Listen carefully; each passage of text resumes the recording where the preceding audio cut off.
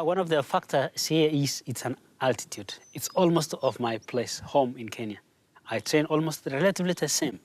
So when it's winter here, it's more advanced winter. You know, it's too cold. And then when it is summer, sometimes it gets advanced hot. You know, that's only the difference. But here is good because the environment, the weather, the air. It's not contaminated. There's not a lot of industries, you know. So the weather here is like good, you know. And the people that are surrounding here, they're lovely. Yeah, I like them. When I was young, we used to go to school about 5 miles away. So by going to school, I used to run in the morning, and then in the afternoon, I could come back running, you know. So it's like kind of, it started a long way back. That's what I could run with with other kids of my age, and I could beat all of them, you know. And the teacher who were at that time teaching me said, "Oh yeah, you're good, you're good, you're good," you know. Then it developed in my heart. Then I saw a photograph somewhere. So I saw some guys running. They were Kipchoge, KEINO, and other guys. Then I said, I want to be an athlete. Most of us started running when we are kids, you know, because we normally go to look after cattle, you know, sheep, cows, you know, all those things in the forest. I've never seen in the United States whatever the kind of a program we have in Kenya. We have national games that start from grassroots.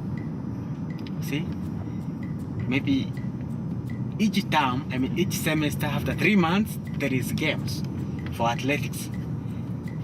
Right from 1st grade to 7th grade. Each grade with races. See?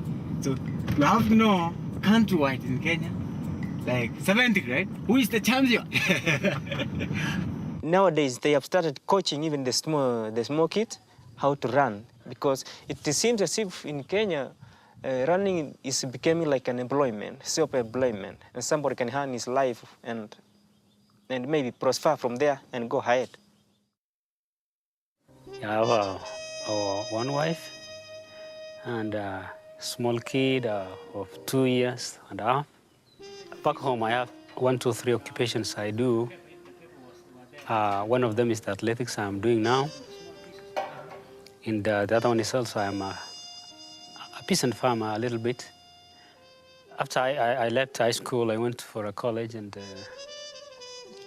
I did my degree course and I finished it. And I opted back to athletics because I used to run, you know. And I found actually I was achieving my goals by running. So it's part of actually my plan in my life to be a professional athlete. And at the same time, I keep the farming going, you know. My name is Wesley Ochoro, and my occupation is sports.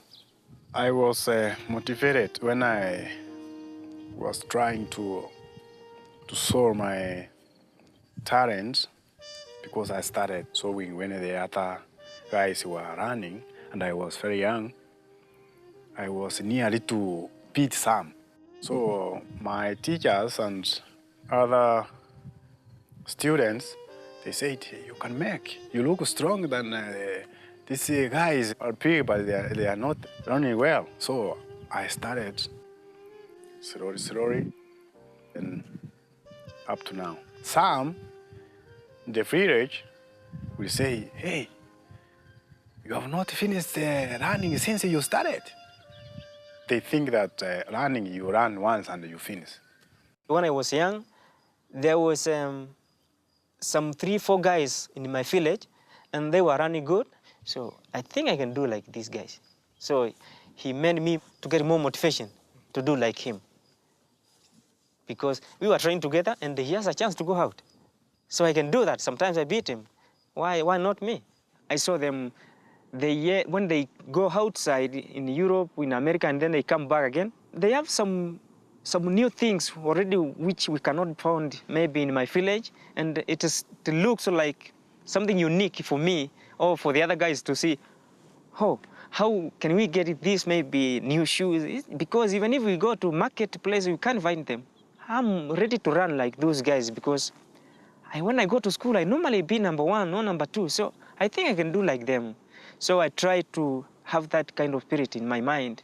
I said, one time I'll get a chance and I know I will go outside. So I believed in myself by that time, and I kept running like that. And still my parents give me motivation more than that, because they say, yeah, teachers, when they meet my parents, they say, your son is very good to run, so you have to keep telling him he can do that, so that maybe he can have spirit and skills to do that maybe later, because he doesn't know, but he has it. So I kept doing it, just putting in my mind that I can do like those guys. We were seeing airplanes, flying all around. And then I heard from the newspapers, people are running. When you run, you have to fly with a plane, And then I said, okay, if by running you are going to get into that plane, I will have to.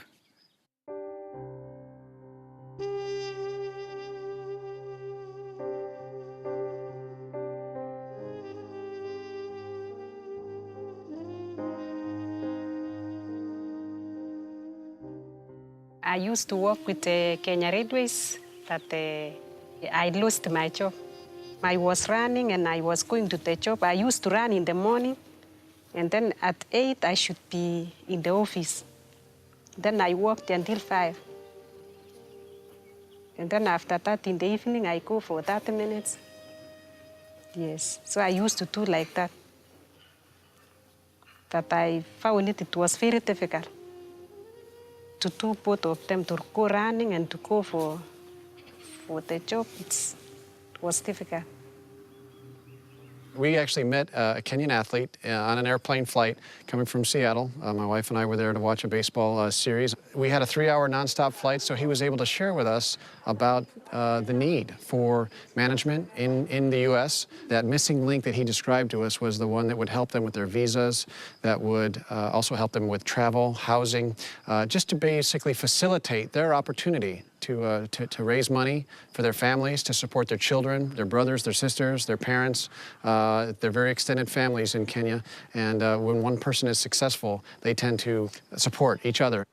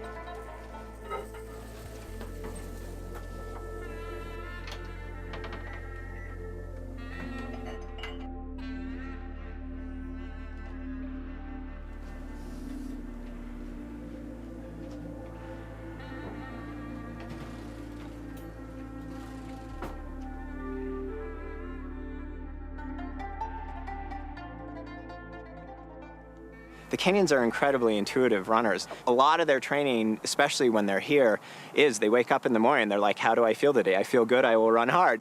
I feel tired, I'm gonna rest. I think they're different than American runners I ran with and a lot of other runners from other countries in that they aren't afraid to take it easy when they know that they're tired. They really will, though. Like, it blows me away. They train so hard, but if they're tired, they'll wake up in the morning. I'm like, let's go for a run. They're like, nope, no run today. I'm tired. And I'm like, really? And they don't worry about not getting the mileage in. They're totally into, resting and being good. And I mean, Caroline, she's a great example. Like, we had very heavy workouts on Monday and Tuesday of this week. Tuesday at noon, we were done running with her second heavy workout of the week, and she's like, I'm shot. And I was like, well, what do you need right now? And she says, no run this afternoon. And I was like, okay, no run this afternoon.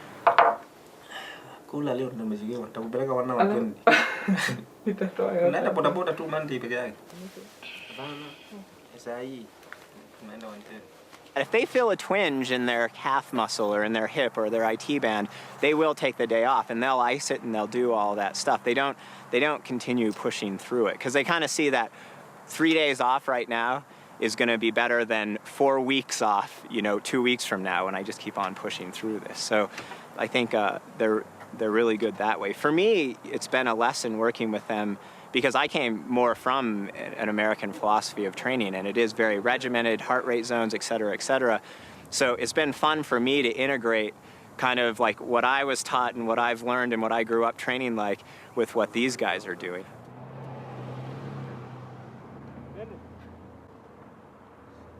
When we go back to Kenya from here in America or in Europe, we normally like to do competitions with everybody in Kenya so that they can say, oh, today I ran with Paul Tergat, today I ran with Robert Cheruiyot, he won Chicago, he won New York. So I was close to him and I can beat him, I think so, because I ran today with him. He didn't maybe beat me as far as like 5 seconds, 10 seconds. So it means if I train like him, like 3-4 years, I think I'll be better than him.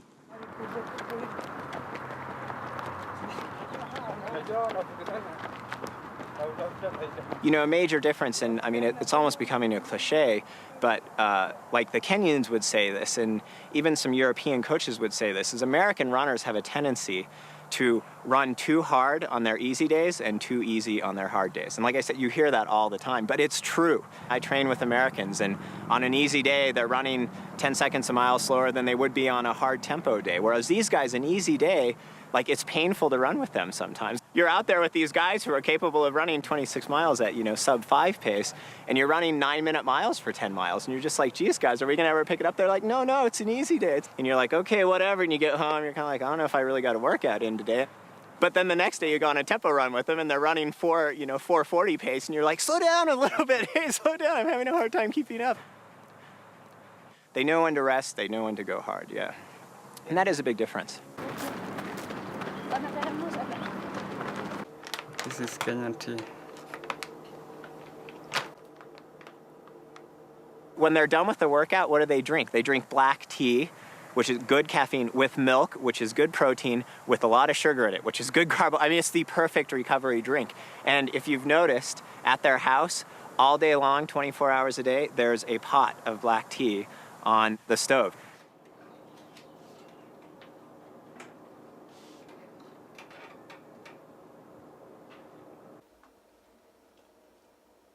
Sometimes we eat different foods. Like for me, I don't bother whether I have different foods. What I need is only to get a balanced diet, because the normal food, normally people eat this, the same food. I don't think there is a special food for run.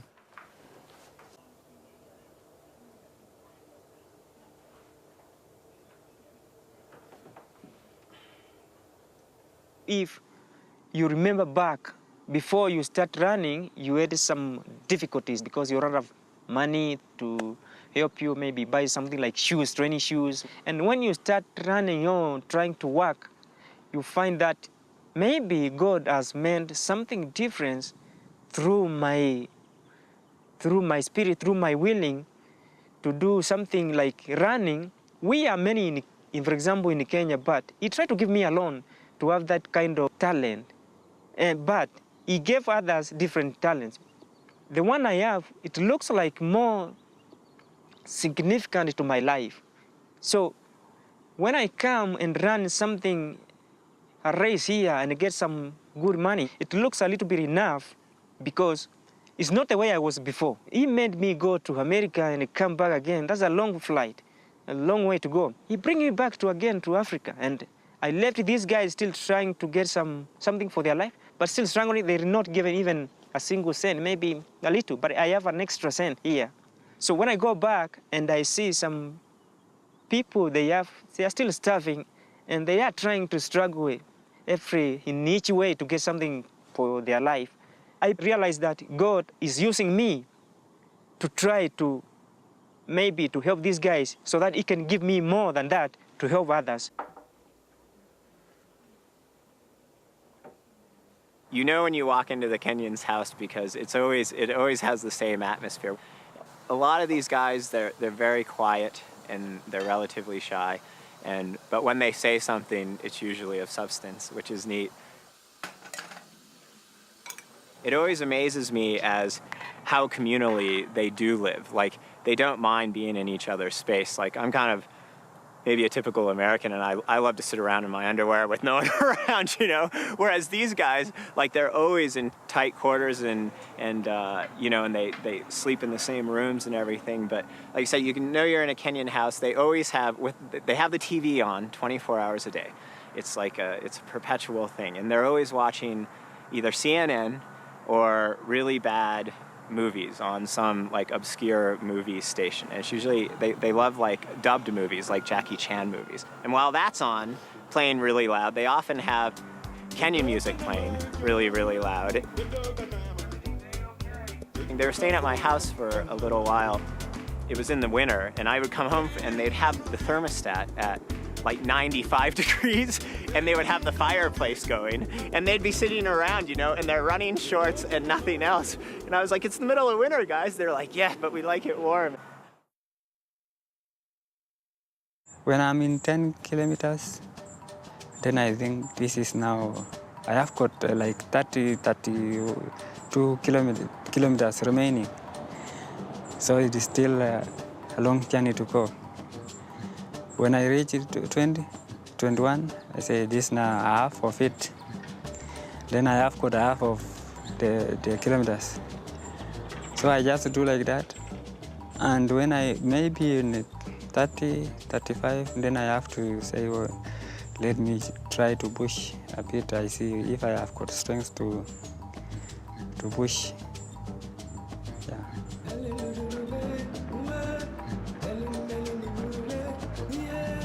I mean, I think there's so many factors involved. They do love to run. They grow up running. They grow up running longer distances, so it's almost in their physiology. But I think another huge factor, I mean, these guys, when they're here, there's no qualms about it. Why are you here? To make money. It's an economic thing. If they go to a race this weekend and they win $10,000, that's a lot of money in Kenya. And they support, you know, all these guys are supporting multiple people back home.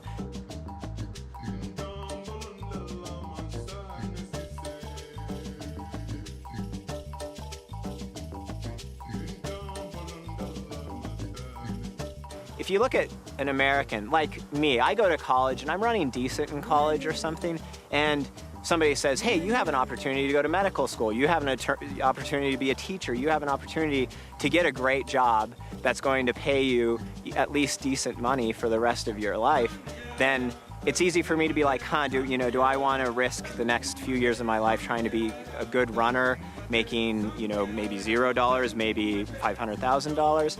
Or do I want to, you know, go to medical school and be a doctor and, you know, solidify my future that way?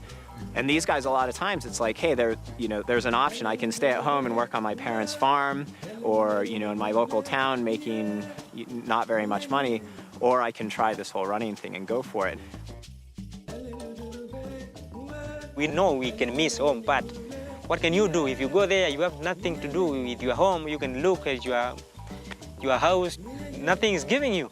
So it's waiting for you to do something. So we work. We put work forward, and then the other things can come later.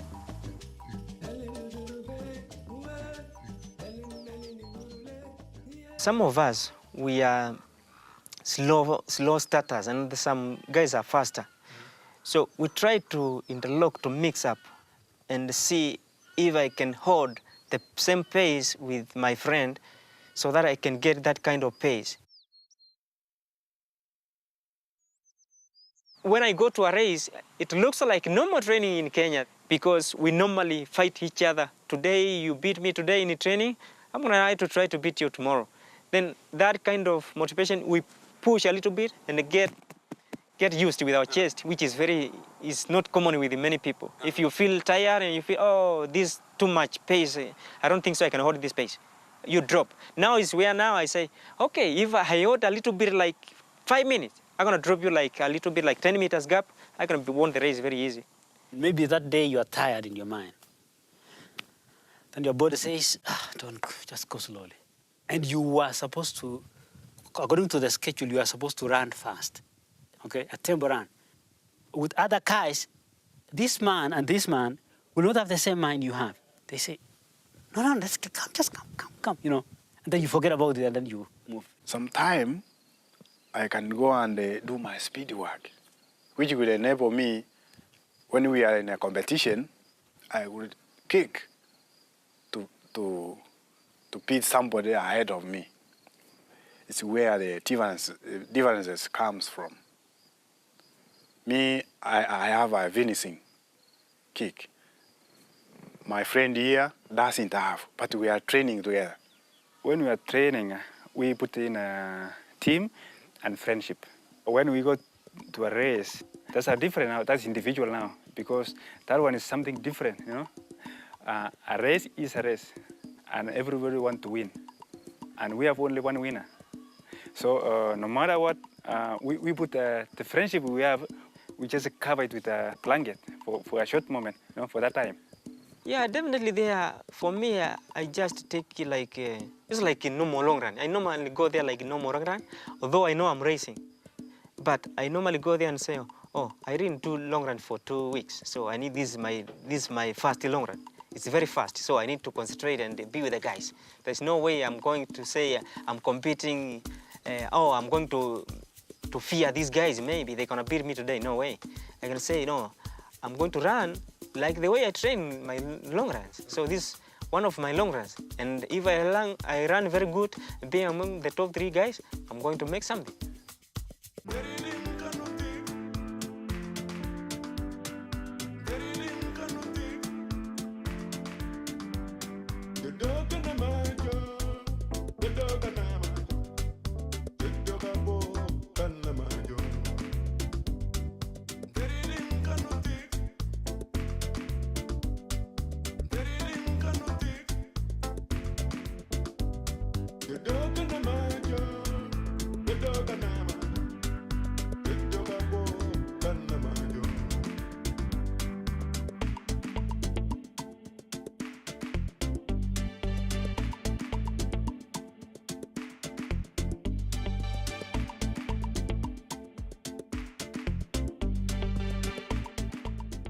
It meant me to know why these guys, they go outside, get some finance, they make some differences within the community, like building good houses, buying some plots, and trying to make up good businesses. So I normally tell some of the guys, okay, my friends, we go and run, get something, do something to remember what you have been doing those years. And people might think you are doing things to the right way, and no, this guy was thinking. So he was not going there like pleasure, he was going there to earn his life. Sometimes I give guys some money to go and pay school fees for their kids, and I don't bother whether they can refund to me back again. You know, that was my feeling there, because I suffered before. So it's better when I go there, I remember if I get this, I can help somebody in hospital, I can help somebody in school, and whatever he needs my help, I can do a little bit, and then maybe some of my money I can put to help my kids now.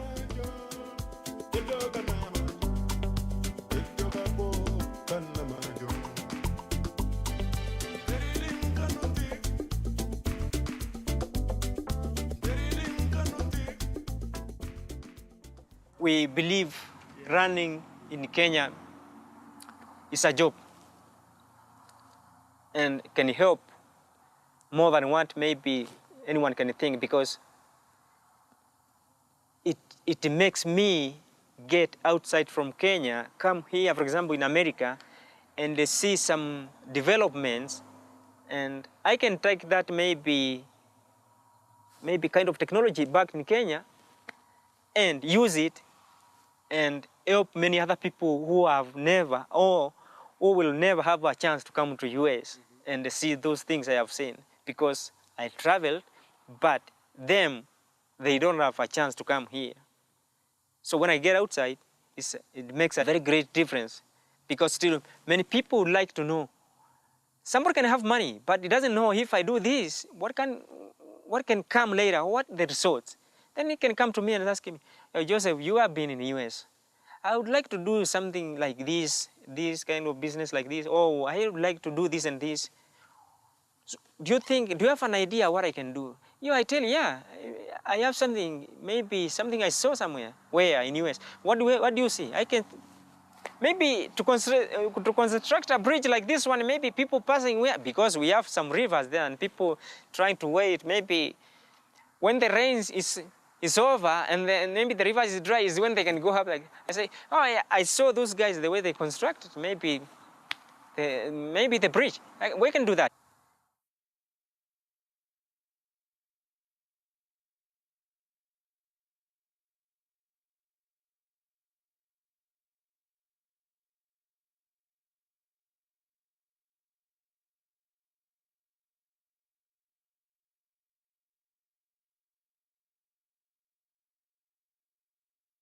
You see, it's a political, some things happened some few months ago. I was not there. I arrived here 20th December. But I feared when I heard that people are killing each other. And I was thinking, how is my family? How will I reach there? Because you can't, on the way you can't bus.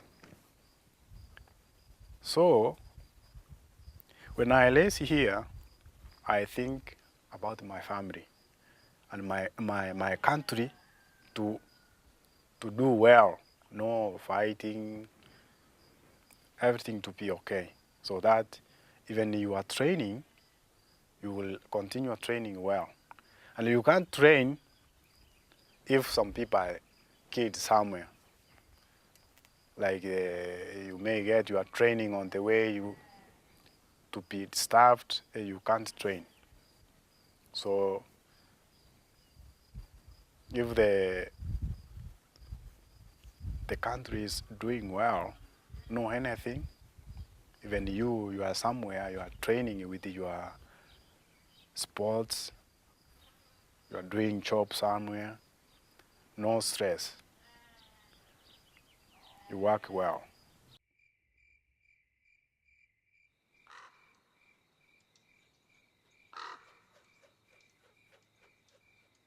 When the political wave came, this guy, the other party and the other party, you know, it's two bulls on the ground. So the grass obviously were allowed to suffer, you know. And that's the people, you know. So it's not the wish of the other party or the other party, but actually when it comes, you can realize what will be the impact. But when it is done, you realize, oh, it is as bad as this. No, let us, please, let's come together, you know. Then they come together and they said, no more, finish. And then they finish it and they start it again, you know. We start the journey again to build the nation, forgiveness, and the journey begins, you know.